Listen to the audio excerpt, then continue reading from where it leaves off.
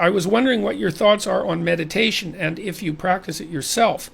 Well, that's a good question. I think I practice it a lot.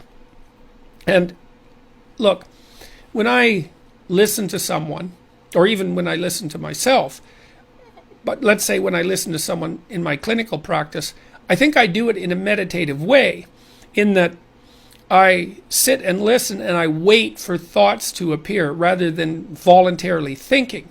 So I clear my mind. I try to keep my agendas off the table, my agendas, whatever they are, except that I want the best for my client in this hour, and the best, say, by their definition and mine, jointly decided, because that's all part of discussion. And then I listen very carefully and I wait for the reactions that occur within me.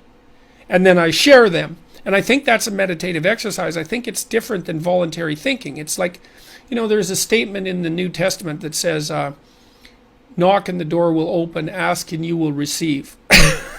Now, that's a call to a meditative mode of existence.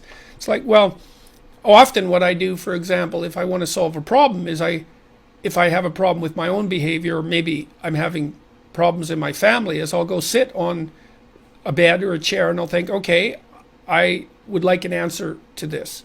I would like to know what the answer to this, and I'm willing to accept whatever answer is appropriate.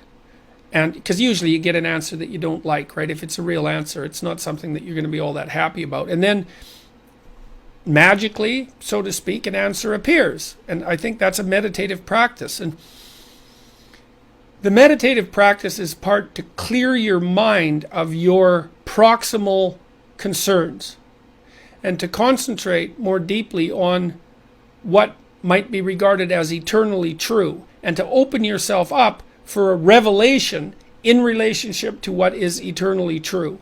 And I found that incredibly effective. And I think that you can live like that.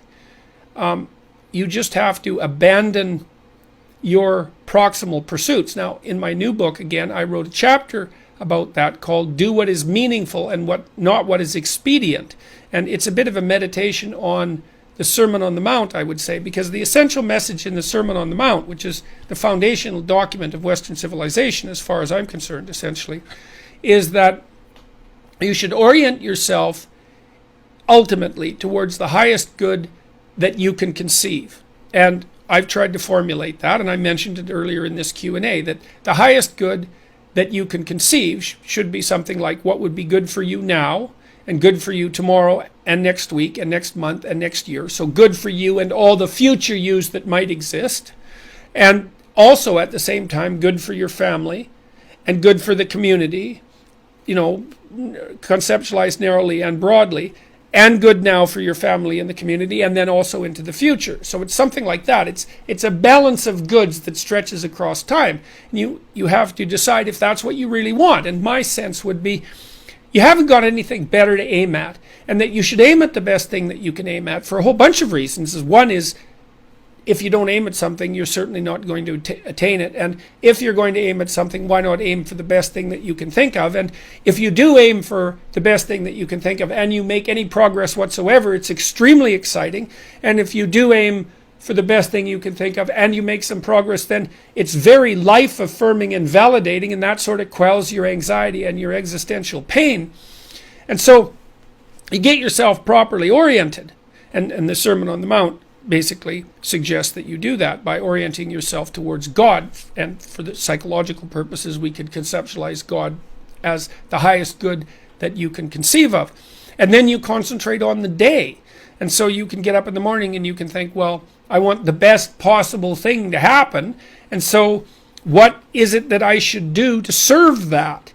And if you ask that genuinely, and that's in a meditative way, I will say you get an answer to that right away. Now, the problem is that it's usually an answer that involves some kind of sacrifice.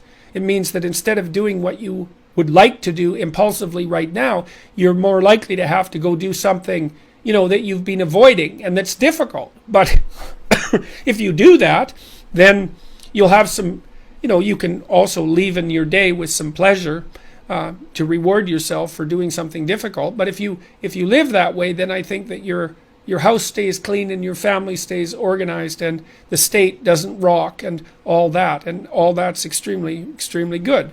You have to think, all right, I'm going to say what I think, stupid as I am, biased as I am, ignorant as I am. I'm going to state what I think as clearly as I can, and I'm going to live with the consequences no matter what they are. Now, the reason you think that, that's an element of faith. The idea is that nothing brings a better world into being than the stated truth. Now, you might have to pay a price for that, but that's fine. You're going to pay a price for every bloody thing you do and everything you don't do. You don't get to choose to not pay a price. You get to choose which poison you're going to take. That's it.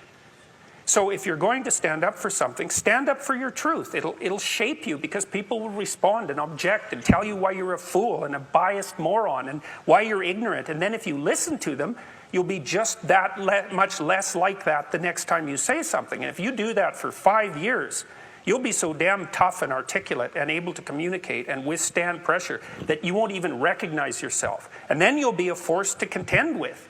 And you don't get to wait until, because I get letters like Sad gets all the time too, from faculty members in particular, and they say, well, you know, when I get tenure, it's like, then they think, well, when I'm an associate professor, and then they think, well, when I'm a full professor, it's like, if you're a professor already, you're like the most protected person in the history of the planet, you know, and you need, well, okay, but one of the things that indicates is that it's almost impossible to provide people with enough protection so that they feel safe to speak. Okay, so we'll address that directly. It is not safe to speak, and it never will be. But the thing you got to keep in mind is that it's even less safe not to speak.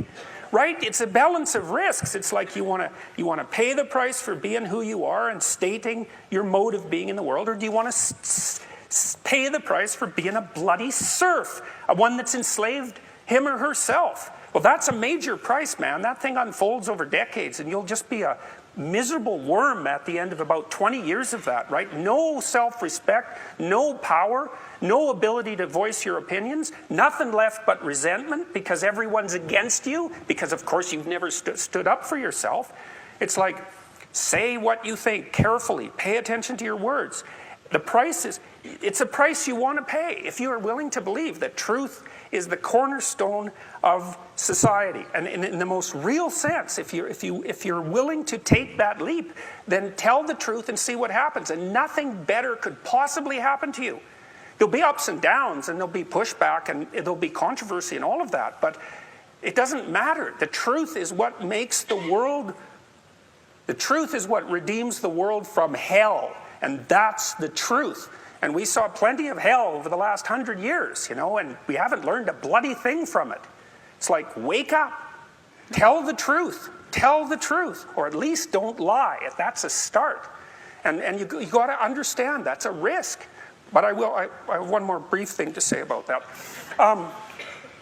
So, you know, I said what I had to say back in September, and I'm sure that I could have done it better, and many people have told me how I could have done it better, although it didn't mean they would actually do it, but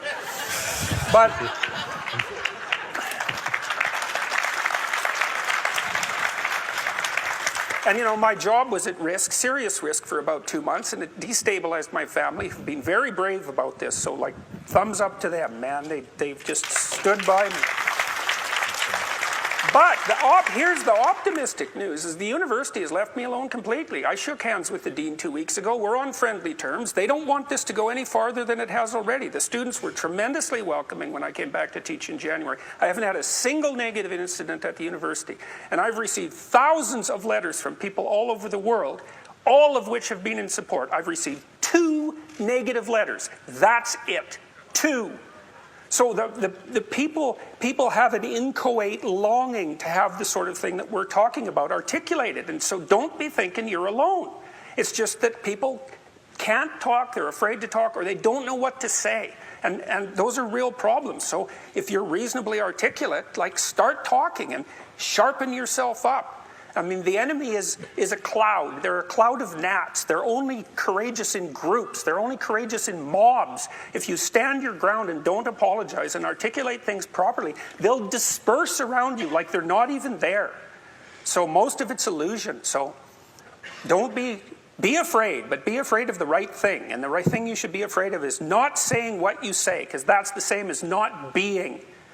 And here you are, suffering away. You might as well be at the same time. At least then there's something to you. One way of conceptualizing yourself is that you're one speck of dust among 7 billion. And when you conceptualize yourself that way, you might think, well, what difference does it make what I say or do? And that's actually quite convenient for you, because if it doesn't matter what you say or do, then you don't have any responsibility and you can do whatever you want. The price you pay for that is a bit of nihilism, but if you don't have to shoulder any responsibility, that's a small price to pay. That's the underground motivation for nihilism. But the other way of looking at it, and this is actually the accurate way of looking at it, is that you're in a network. You're a node in a network, and so you can do a little bit of arithmetic very rapidly and just figure out how powerful you are. You know 1,000 people. You're going to know more than that over the course of your life, but let's say 1,000 for the sake of argument for now. They know 1,000 people. That means that you're one person away from 1,000,000 people and 2 persons away from 1,000,000,000 people. And you're the center of that network. And now the way networks work is that information propagates in a networked manner. So don't underestimate the power of your speech. Now, you know, Western culture is phallogocentric. Let's say it. Okay, so we'll say, yeah, that's just fine. That's exactly what it is. It's predicated on the idea of the logos, that the logos is the sacred element of Western culture. And what does that mean? It means that your capacity for speech is divine. It's the thing that generates order from chaos and then sometimes turns pathological order into chaos when it has to. Don't underestimate the power of truth. There's nothing more powerful. Now, in order to speak what you might regard as the truth, you have to let go of the outcome.